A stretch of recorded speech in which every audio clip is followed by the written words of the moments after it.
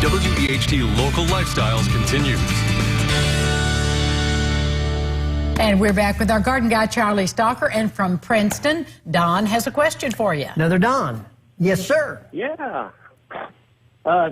So imagine about maybe 40 acres of land, and it's kind of on the hills on the outskirts of Princeton. And we have a couple of creeks and a couple of lakes, and we have an in-ground pool. And we just bought the house about 2 years ago, but we've been noticing we got a lot of frogs and turtles in our pool, and we were noticing moss on the trees and some of it around the trees, and then like algae and whatnot, just about everywhere. So I wasn't sure who's tracking in what, or if it's just something you got to deal with, but what's a good way to get rid of moss/algae without hurting, per se, wildlife, but keeping it off everything else? We're going to do a paradigm shift.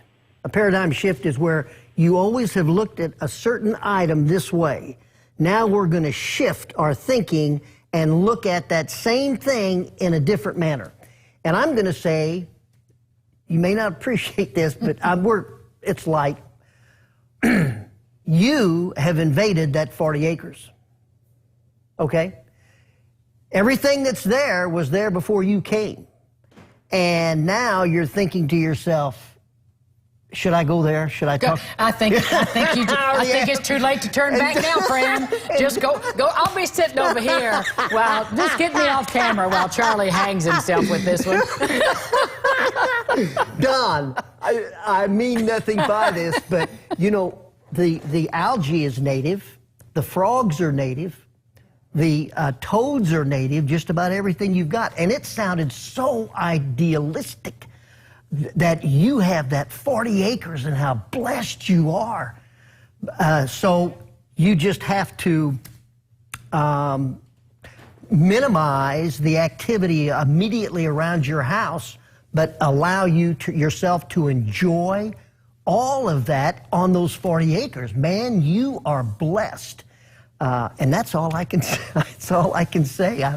I don't know what else to say. Well, if you have more questions, Don, you can talk to him on Hey Garden Guy, I would love and to get a more elaborate answer, because it sounds like you might have some other things going on there. I'll come up there. HeyGardenGuy.com website.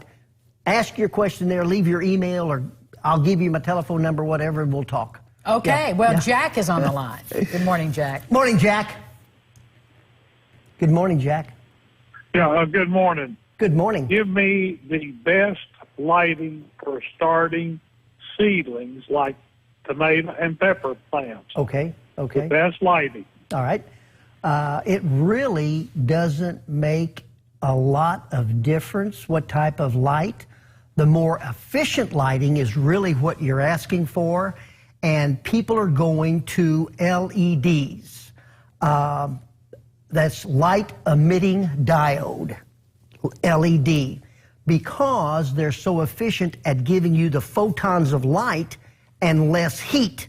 So your money is wrapped up in actually what you want to do is grow the plants. So LEDs are a very good way to go. I use a T5 fluorescent 6500 Kelvin. If you look for that, T5 fluorescent 6500 Kelvin, and you'll use a number of them, but you can raise them up anywhere from 12 to 24 inches above your new plants, and that's good, efficient lighting. All right. Well, Kathy is on the line for you this morning. Morning, Kathy. Hi, Charlie. Good morning. We bought a new house, and I didn't really notice that the other houses behind us are real close. And I was wondering what kind of evergreen that I could get to grow really quick. Screen that. Very good. Very good question.